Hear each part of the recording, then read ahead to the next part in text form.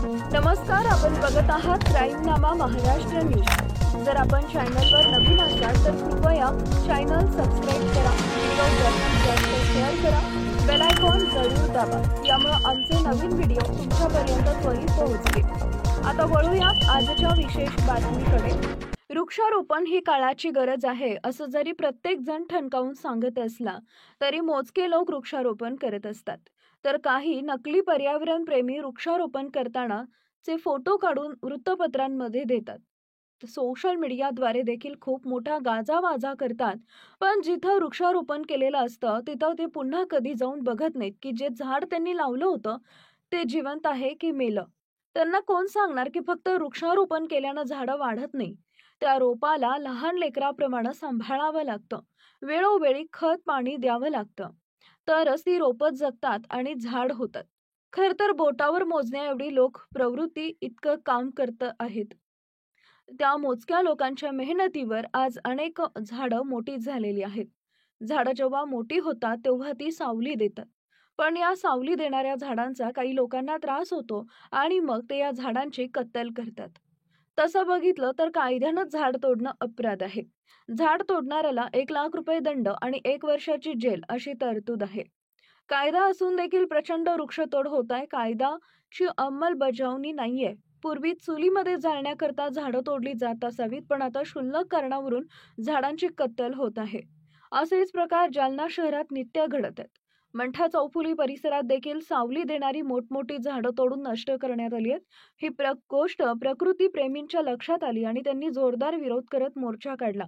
या मोर्चाची दखल घेऊन जालना महानगरपालिकेचे उद्यान पर्यवेक्षक सचिन पितळे यांनी तालुका जालना पोलीस स्टेशनमध्ये झाड तोडणाऱ्या विरुद्ध गुन्हा दाखल केलाय। जालना शहरात ज्या लोकांनी झाडं तोडली आहेत किंवा तोडतील त्या सगळ्यांवर गुन्हे दाखल करण्यात येतील अशी माहिती जालना महानगरपालिकेच्या वतीने देण्यात आली आहे।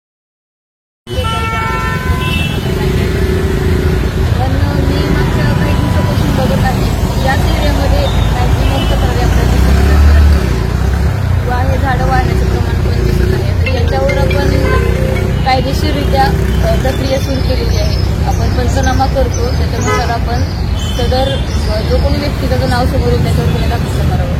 फक्त आज मला खूप चांगलं हे वाटलं की हा खूप स्तुत्य उपक्रम होता, जो की रोटरी क्लब जालना आणि महानगरपालिका आम्ही सोबतच राबवला।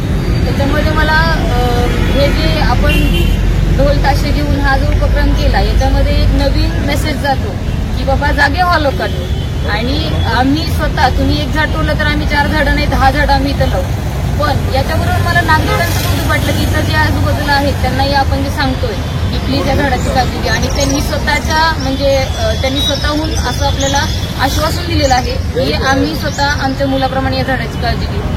आणि हा एक असा प्रकारचा एक स्तुत्य उपक्रम इथं झालेला आहे। फक्त इथं उपस्थित असणाऱ्या नागरिकांना मी असं सांगू इच्छिते की आज जर इथं आम्ही झाडं लावलेली आहेत तर त्या झाडांचं पालनपोषण करणं फक्त महानगरपालिकेचं किंवा रोटरी क्लबचं असं फक्त कर्तव्य नाही, तर नागरिकांनी पुढे येऊन सहकार्य करणं खूप गरजेचं आहे। जर कोणी झाड तोडत असेल तर त्याच्यामध्ये पंचनामा करताना तुम्ही स्वतःहून पुढे येऊन एखाद्याचं नाव असेल तर ते न घाबरता ते नाव सांगणं अपेक्षित आहे। जर आपण कोणावर कारवाई केली नाही तर हे असंच चालत राहील। त्यामुळे नागरिकांनाही मी आवाहन करते की त्यांनी आम्हाला सहकार्य करावं आणि सदर झाडांची जी जपणूक आहे ती त्यांच्या मुलाप्रमाणे करावी। आणि रोटरी क्लब जालना यांचं मी आभार मानते महानगरपालिकेचे, आणि सर्वांचंच मी इथं सगळ्या ज्या NGO आहेत आपल्या